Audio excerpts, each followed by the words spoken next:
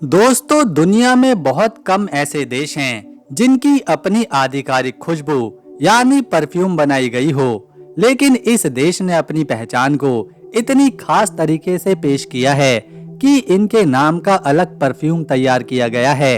इस देश में एक ऐसा म्यूजियम मौजूद है जो किसी राजा, योद्धा या इतिहास को नहीं, बल्कि शैतानों की मूर्तियों और डरावनी आर्टवर्क को डेडिकेट किया गया है। यहाँ एक हिस्टोरिकल सिटी है जहाँ आसमान में हॉट एयर बलून उड़ते हुए दिखना आम बात है। हमने अक्सर खजाना ढूंढने वाली बहुत सारी पिक्चरें देखी हैं, लेकिन यहाँ के बीचेस आपको चौंका देंगे। यहाँ बाल्टिक सी कई बार किनारों पर पड़े करोड़ों साल पुराने एम्बर फेंकता है, यानी लोग जब सुबह की सैर पर निकलते हैं तो उन्हें बहुत ही कीमती खजाने पत्थर के रूप में मिलते हैं। वो पुराने रीति रिवाज जो प्रकृति, सूरज, आग, पेड़ पौधे और मौसम से जुड़े होते हैं। पुराने समय में लोग मानते थे कि प्रकृति में डिवाइन पावर होती है, इसीलिए वो अलग अलग मौसमों और नेचुरल इवेंट्स को त्योहार की तरह मनाते थे। हैरानी की बात यह है कि आज भी इस देश में कुछ छुपे हुए समूह बने हुए हैं जो पैगन ट्रेडिशन को आज भी निभाते हैं। साथ ही इस देश ने दुनिया को वर्ल्ड क्लास बास्केटबॉल प्लेयर दिए हैं जिन्होंने दुनिया भर में नाम कमाया है। टेक्नोलॉजी के मामले में भी ये छोटा सा देश पीछे नहीं है। चाहे इंटरनेट की स्पीड हो या फिर डिजिटल सिस्टम, ये काफी आगे हैं। तो आखिर कौन सा है ये छोटा सा लेकिन बहुत ही खास और दिलचस्प देश? ये बहुत ही खास देश है लिथुआनिया। यहाँ की एक बड़ी सच्चाई ये है कि बहुत सारी लड़कियाँ शादी करने का सपना तो देखती हैं, लेकिन उन्हें जीवन साथी नहीं मिल पाते। ऐसा इसलिए है क्योंकि यहाँ की 28 लाख की कुल आबादी में महिलाओं की संख्या पुरुषों के मुकाबले काफी ज्यादा है। यहाँ करीब 55% महिलाएं हैं और पुरुष केवल 45% हैं। असल में लिथुआनिया उत्तरी यूरोप का एक बहुत ही सुंदर देश है। वहाँ के लोग अपनी शांति और अपने तौर तरीकों के लिए दुनिया भर में जाने जाते हैं, और वहाँ की खूबसूरती जितनी मन मोह लेने वाली है, वहाँ के नियम भी उतने सख्त हैं। यहाँ के कानून काफी सख्त हैं। यहाँ के लोग आपकी राह देख रहे होंगे तो ये सच थोड़ा अलग है। लिथुआनिया एक खूबसूरत यूरोपीय देश है जहाँ का अपना एक अनुशासन है, अपनी एक संस्कृति है, और वहाँ की हकीकत उन इंटरनेट की बातों से कई ज्यादा गहरी और दिलचस्प भी है। ये एक छोटा सा बाल्टिक देश है जो यूरोप के बाल्टिक सागर के पास मौजूद है। इसका क्षेत्रफल केवल 65,300 स्क्वायर किलोमीटर में फैला हुआ है, जो क्षेत्रफल के मुताबिक 121वां स्थान रखता है। ये अपना बॉर्डर पश्चिम दिशा में लातविया देश के साथ शेयर करता है, दक्षिण की दिशा में पोलैंड से और बेलारूस से, और उत्तर की दिशा में बाल्टिक सागर इसे घेरे हुए है। लिथुआनिया अपनी संस्कृति और त्योहारों के लिए मशहूर है, जिनमें से जेनेसिस या रासा फेस्टिवल सबसे खास है। इसे गर्मियों के स्वागत के रूप में मनाया जाता है। इस दिन का माहौल देखने लायक होता है। खासकर लड़कियां पारंपरिक सुंदर कपड़े पहनकर नाचती गाती हैं। वो जंगलों में जाकर फूल की मालाएं बनाती हैं और उन्हें पानी में बहा देती हैं। उनका मानना है कि माला जिस दिशा में बहेगी, उनका होने वाला जीवन साथी उसी तरफ से आएगा। पूरी रात संगीत, डांस और आग के नज़ारों के साथ इस त्योहार को मनाया जाता है। लेकिन इस खूबसूरती के पीछे कुछ कड़वे सच भी हैं। अक्सर जब हम दुनिया में ऐसी चीज़ों की बात करते हैं तो दिमाग में थाईलैंड जैसा नाम आता है, लेकिन लिथुआनिया पूरी तरह अलग है। यहाँ आपको कोई भी खुलेआम रेड लाइट एरिया नज़र नहीं आएगा, लेकिन इसका मतलब ये बिल्कुल भी नहीं यहाँ सब कुछ ठीक है। यहाँ पर ऐसी कई गुप्त जगह हैं जहाँ पर इस तरह का काम होता है, और दुख की बात तो ये है कि गरीबी और मजबूरी की वजह से बहुत सारी लड़कियां इस काम को करती हैं। ये है देश की राजधानी विल्नियस, जो यहाँ का सबसे बड़ा शहर और महत्वपूर्ण जगह है। ये देश की ज्यादातर आबादी का घर भी है।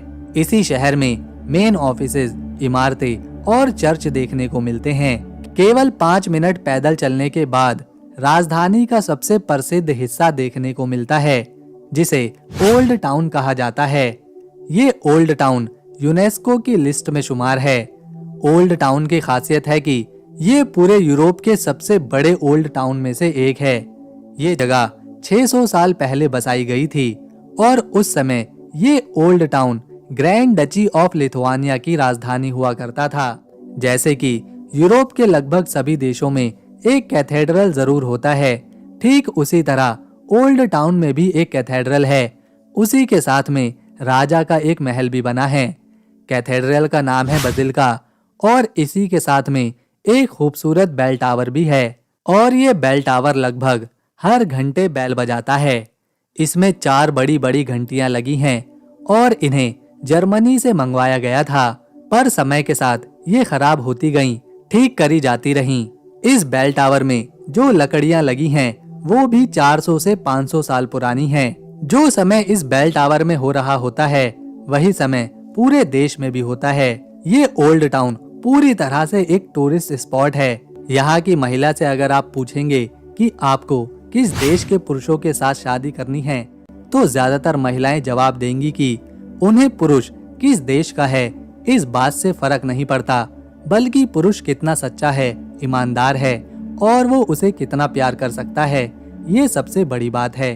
और ये सारी बातें एक भारतीय पुरुष से ज्यादा कौन ही अच्छा समझ सकता है। एक समय पर लिथुआनिया यूरोप के सबसे बड़े देशों में से एक हुआ करता था, लेकिन 17वीं शताब्दी में सभी देश एक दूसरे पर कब्जा करने में लगे हुए थे, अपनी सीमाएं बढ़ाने में लगे हुए थे। चारों तरफ युद्ध का माहौल था, जिस वजह से समय समय पर लिथुआनिया के राजा और रानियों ने इसे दूसरे देशों के साथ मिलाया और फिर धीरे धीरे यहाँ पर दूसरे साम्राज्य आने लगे। 1918 से पहले यहाँ पर रशियन अंपायर का राज हुआ करता था, जिसके बाद 1918 में लिथुआनिया को रशिया से आजादी मिल गई। सेकेंड वर्ल्ड वॉर के दौरान कभी नाजियों ने यहाँ पर शासन किया तो कभी रशिया ने फिर से किया, लेकिन जब नाजी जर्मनी की हार हुई तो एक बार फिर से लिथुआनिया पर सोवियत यूनियन का कब्जा हो गया और आखिर में जब सोवियत संघ 1990 में टूटा, तब जाकर 11 मार्च 1990 को लिथुआनिया को पूरी तरह से आजादी मिली। अभी के समय में देश की आबादी 28,60,000 के आसपास है, जिसमें से 13 लाख पुरुषों की संख्या है और 15 लाख महिलाओं की। 1990 से लेकर अब तक यहाँ की आबादी बढ़ने की बजाय घटती जा रही है, जिसमें एक कारण है यहाँ के लोग शादी बहुत कम कर रहे हैं, बच्चे बहुत कम कर रहे हैं। दूसरा कारण है बहुत सारे युवा जर्मनी, यूके और आयरलैंड जैसे देशों में जाकर बस रहे हैं। और तीसरा कारण है कि यहाँ के लोगों का जीवन काल लंबा है, लगभग 80 से 85 साल। साथ में स्वास्थ्य सेवाएं भी अच्छी हैं, जिससे लोगों की मृत्यु कम होती है, जबकि दूसरी तरफ जन्म दर बहुत ही कम है। 1000 की आबादी में केवल 9 ही बच्चे जन्म लेते हैं। यहाँ के लोगों में 70 से 80% ईसाई धर्म को मानते हैं, 10% में अन्य धर्मों के लोग हैं और 10% में ऐसे लोग हैं जो किसी भी धर्म पर यकीन नहीं रखते। ये है कौनास सिटी। ये एक जीवित और ऐतिहासिक जगह है जो देश का दूसरा सबसे बड़ा शहर है। ये शहर नमूनस और नैरिस नदियों के संगम पर बसा है। कौनास का ओल्ड टाउन अपनी रंगीन सड़कों और 15वीं शताब्दी की इमारतों से भरा है। यहाँ का कौनास कैसल जो 14वीं सदी में बना था, आज भी पर्यटकों को उस दौर की कहानियां सुनाता है। इस किले में हर साल मध्ययुगीन त्योहारों का आयोजन होता है, जहां आप पुराने समय के नाच, संगीत और हस्तशिल्प को देख सकते हैं। किले के पास ही एक खूबसूरत पार्क है, जहां स्थानीय लोग और पर्यटक सैर का आनंद लेते हैं। इस देश के लोगों को सैपिलिनाई नाम की डिश खाना बहुत ही पसंद है। ये डिश आलू के बने डम्पलिंग्स हैं, जिनमें मांस, पनीर या मशरूम भरे जाते हैं। इसे खट्टी क्रीम और बेकन सॉस के साथ परोसा जाता है। यहाँ के बाजारों में आपको शहद, जामुन और हाथ से बनी चीजें मिलेंगी। ये है लिथुआनिया का बहुत ही खूबसूरत और ऐतिहासिक गांव, जहाँ पुराने किले, झील और सदियों की याद दिलाने वाले रंगीन घर मौजूद हैं। राजधानी विल्नियस से लगभग 28 किलोमीटर दूर है ये गांव। सबसे पहले यहाँ देखने को मिलता है तराकाई किला। ये देश की सबसे प्रसिद्ध जगहों में से एक है। इस किले का निर्माण आज से 600 साल पहले यानी 14वीं शताब्दी में किया गया था। ये किला गैल्वे झील के पास मौजूद है और ये पूरी जगह एक आइलैंड है। किले को गॉथिक स्टाइल में डिजाइन किया गया है। झील में लोग बोट की सवारी का मजा उठा सकते हैं। किले तक पहुंचने के लिए लकड़ी से बने पुल को पार करना पड़ता है।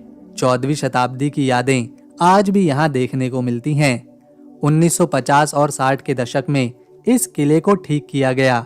जो हिस्सा खराब हो रहा था या फिर जो दीवारें टूट रही थी, उन्हें फिर से बनाया गया और उसी तरह से बनाया गया ताकि किले की असली पहचान बनी रहे। आज ये तराकाई किला एक म्यूजियम भी है जहां हर साल हजारों सैलानी घूमने आते हैं। किले के साइड में एक पार्क बना है जहां पर बेंच लगे हैं, जहां पर लोग बैठकर आराम कर सकते हैं। किले में अंदर जाने के लिए लगभग 1200 रुपए का टिकट लगता है। ये टिकट का प्राइस मौसम और सीजन के हिसाब से कम या ज्यादा भी हो सकता है। इसके अलावा बोट की सवारी के लिए 400 रुपए से 450 रुपए देने होते हैं, जिसमें 1 घंटे की बोट राइड मिलती है। इसमें आप पैडल बोट या फिर मोटर बोट किसी का भी इस्तेमाल कर सकते हैं। लेक के किनारे कई छोटी छोटी दुकानें हैं, खाने पीने की और हैंडक्राफ्ट्स की। साथ में पैदल चलने के लिए साफ सुथरी सड़कें हैं। इस तराकाई गांव में काफी रंगीन घर हैं जो पुराने जमाने के तरीके से बने हुए हैं। यहाँ अक्सर भीड़ देखने को मिलती है, जिसमें लिथुआनियन लोगों के साथ साथ कई सैलानी भी नजर आते हैं। ये एक अच्छी जगह है नए दोस्त बनाने के लिए, जो शायद लिथुआनिया के बारे में और गहराई से बता सकते हैं। अगर आप यहाँ पर टूरिस्ट बनकर जा रहे हैं तो एक गाइड जरूर लें जो 700 रुपए या 800 रुपए में मिल सकता है। वो आपको यहाँ के बारे में वो जानकारी देगा जो इंटरनेट पर या फिर गूगल पर भी नहीं मिलने वाली, क्योंकि वो यहीं के मूल निवासी हैं और यहाँ की संस्कृति को अच्छे से जानते हैं। इस तराकाई गांव में आपको लिथुआनिया की खूबसूरती, प्राकृतिक सुंदरता और शांत स्वभाव की महिलाएं देखने को मिलेंगी। ये है कोरियन स्पिट, जो यूनेस्को विश्व धरोहर स्थल है। एक 98 किलोमीटर लंबा रेतीला प्रायद्वीप। ये बाल्टिक सागर और कोरोनियन लेगून के बीच बटा हुआ है। यहाँ के रेतीले टीले, जिन्हें लिथुआनियन का रेगिस्तान कहा जाता है, 60 मीटर तक ऊंचे हैं। पर्यटक यहाँ साइकिलिंग, हाइकिंग या समुद्र तट पर आराम करते हैं। खास बात यह है कि यहाँ की हवा इतनी साफ है कि इसे यूरोप के सबसे स्वच्छ स्थानों में गिना जाता है।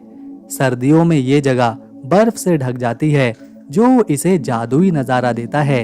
ये है डेविल्स म्यूजियम। दोस्तों, अगर आप भी दुनिया के सबसे अजीब और रहस्यमय म्यूजियम को देखना चाहते हैं तो सबसे पहले आएगा डेविल म्यूजियम। ये म्यूजियम इतना अनोखा है कि पहली बार इसके बारे में सुनकर ज्यादातर लोग हैरान होते हैं। सोचिए, एक पूरा म्यूजियम जो सिर्फ शैतानों, डेविल मास्क, डरावनी मूर्तियों और रहस्यमयी आर्ट वर्क को समर्पित हो। सुनने में ये किसी भूतिया कहानी की तरह लगता है, लेकिन ये सच में मौजूद है। ये म्यूजियम लिथुआनिया के खूबसूरत शहर कौनास में आता है और इसे दुनिया के सबसे अनयूजुअल म्यूजियम में गिना जाता है। इसकी शुरुआत एक मशहूर लिथुआनियन आर्टिस्ट एंटनस ने करी थी। उन्होंने अलग अलग जगहों से शैतानों की मूर्तियां और आर्टवर्क कलेक्ट करना शुरू किए और धीरे धीरे ये कलेक्शन इतना बड़ा हो गया कि इसे म्यूजियम का रूप दिया गया। तो दोस्तों, अगर आपको लिथुआनिया देश की हमारी ये वीडियो, मेहनत और इन्फॉर्मेशन पसंद आई तो इसे एक लाइक दें, शेयर करें और चैनल को सब्सक्राइब कर बेल आइकन जरूर दबाएं ताकि आने वाली नई वीडियो मिस न हो। हम मिलेंगे नेक्स्ट वीडियो में, तब तक के लिए नमस्कार, अपना ख्याल रखें।